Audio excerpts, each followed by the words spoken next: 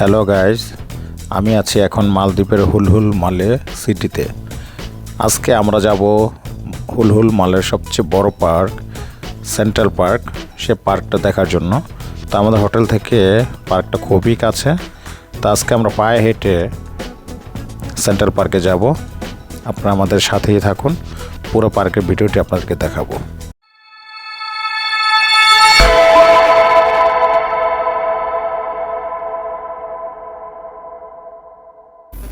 Hello, আসসালামু আলাইকুম।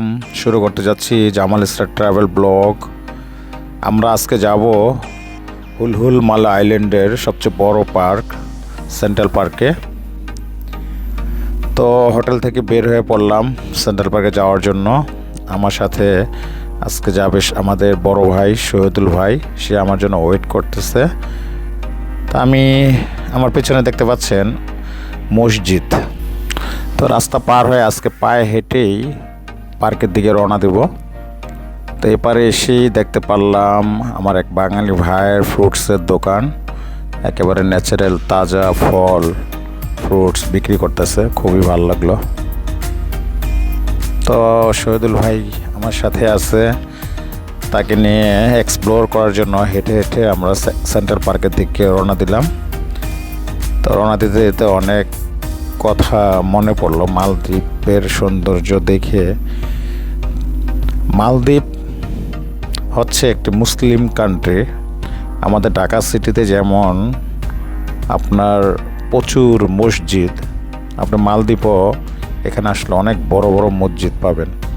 একটু পরপরই আপনার মসজিদ দেখতে পারবেন, কারণ এখানে 100% মুসলিমদের দেশ মালদ্বীপ। মালদ্বীপের হুলহুল মালের সবচেয়ে বড় স্কুল এটি।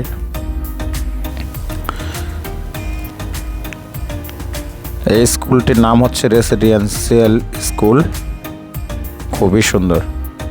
একটু বৃষ্টি চলে আসলো, তো আমাদের এখানে একটু ব্রেক করতে হবে, নাহলে পুরোটাই ভিজে যাব।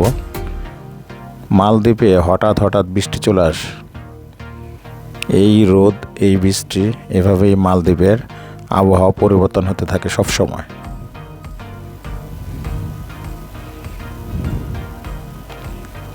তো চলে আসলাম সেন্ট্রাল পার্কে। এই হচ্ছে সেন্ট্রাল পার্ক, হুলহুল মালের সবচেয়ে আকর্ষণীয় পর্যটক স্থান। এই পার্কটা এত সুন্দর, আপনারা যারা ট্রাভেল করতে আসেন ফ্যামিলি নিয়ে, এই পার্কে আপনার সারাদিন ঘুরলেও আপনার মন ভরবে না। এই হচ্ছে একটি মসজিদ, খুবই সুন্দর মসজিদটি, বিশাল মসজিদ। পাশে অনেক ছেলেরা খেলাধুলা করতেছে পার্কের একেবারে কর্নার পাশে। আর এটা হচ্ছে আপনার পার্কের একেবারে পাশ ঘেঁষিয়ে ওদের মেইন রোড চলে গেছে। আর এই পার্কটি হচ্ছে একদম খোলামেলা একটি পার্ক, এত সুন্দর একটি পার্ক, পরিষ্কার পরিচ্ছন্ন, একদম নিট অ্যান্ড ক্লিন। একটি মজার বিষয় হচ্ছে পার্কে ঢুকতে আপনার কোনো এন্ট্রি ফি লাগবে না, একদম ফ্রি। অনেক বড় জায়গা জুড়ে এই পার্কটি অবস্থিত।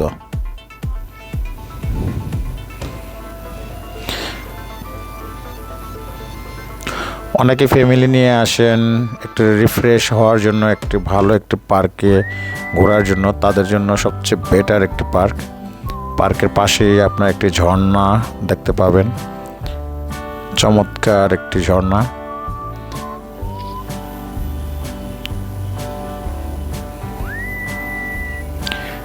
দেখে মন ভরে যায়, এত সুন্দর। অবশ্য ঝর্ণাটি কৃত্রিমভাবে বানানো, দেখতে খুবই সুন্দর। আমার পেছনে দেখতে পাচ্ছেন যে একটি সিঁড়ির মতো করে বানিয়ে রাখছে, সেটা দিয়ে আপনারা ওই পারে যেতে পারবেন। ওই পাশে দেখা যাচ্ছে মেইন রোড, প্রচুর গাড়ি আসা যাওয়া করে।